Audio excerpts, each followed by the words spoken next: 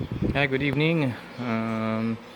Today I'm gonna show you how to test a universal motor. This is from my washing machine, which I'm currently troubleshooting today. You can see the model. It's Welling, and I wrote down a diagram of this motor. So what I'm gonna do today is I'm gonna rotate it. I'm gonna test it at low speed and low voltage using this 12 volts battery.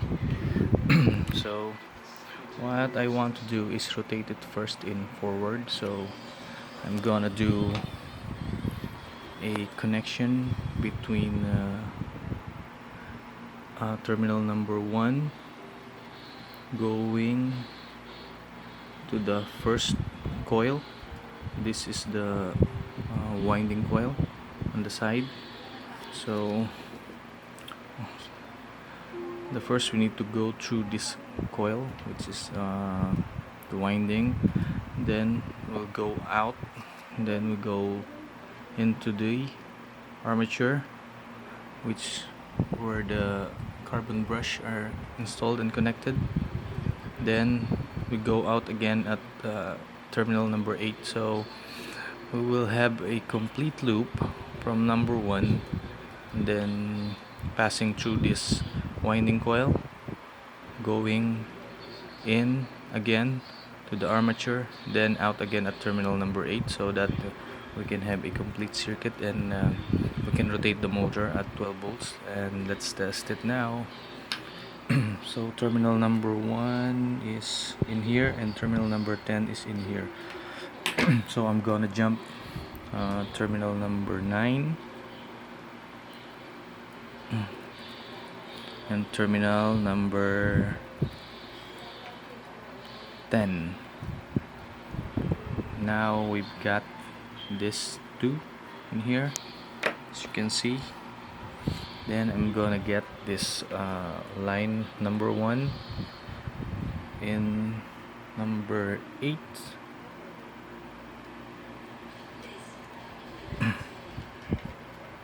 and the second one at line number 1.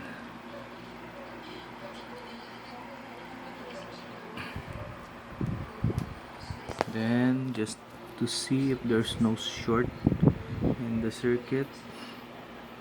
Okay, that's good. And we'll try to energize it.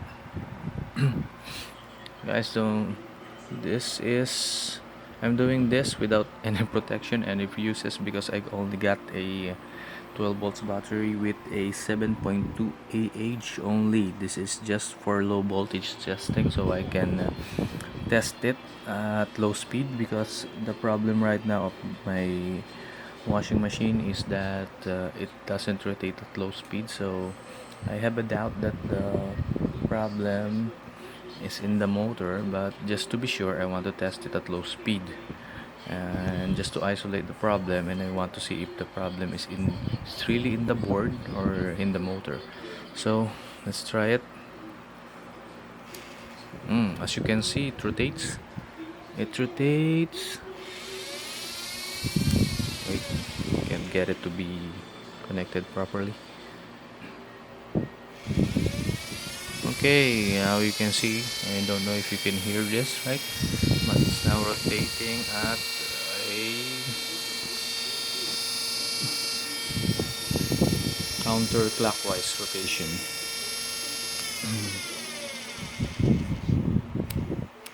You can see it, it's clockwise rotation at low speed. And by the way, I will show you that this is a DC battery. Of course, there's no AC battery, sorry for that. This is a DC voltage, so that means if you connect it in forward, it's supposed to rotate at forward position. But since this is a universal motor, the polarity doesn't affect the rotation of the motor. I will show you. It is connected in forward. Negative is going to pin terminal number 1, and the positive is connected to terminal number 8. Now I will try to reverse polarity, so I'll just show you that it doesn't change the rotation because this is a universal motor.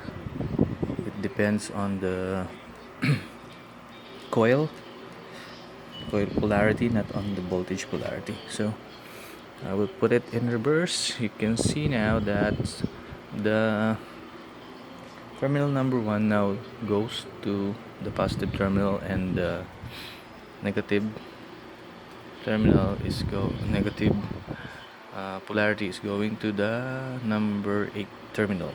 So I'll jump it now. As you can see, it doesn't change the rotation. It is still rotating at counterclockwise. Okay, so to change the polarity,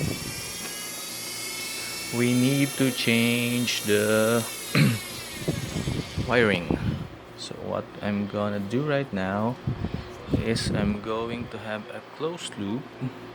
Number 1 is still at positive will be still at terminal 1 line 1, just to be sure. I can't explain that positive because this is an universal motor. So line number 1 will go at number 1, then it will go through this winding coil, then going out at number 10, then afterwards number 10 I'll go to number 8.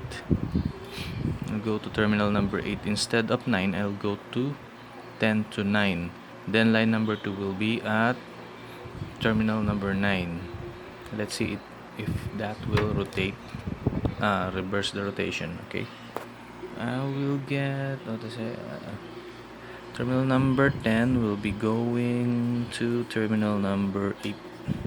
Let's remove that for a while. Terminal number 10 is going to terminal number 8.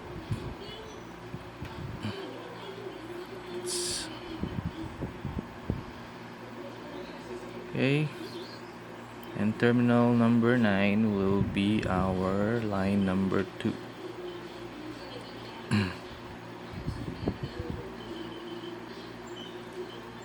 Okay, there you have it.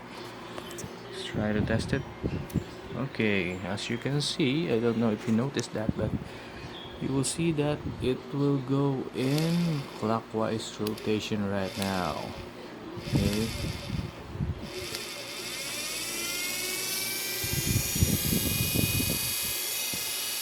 Okay, what I've done there is that I just reversed the polarity of the armature.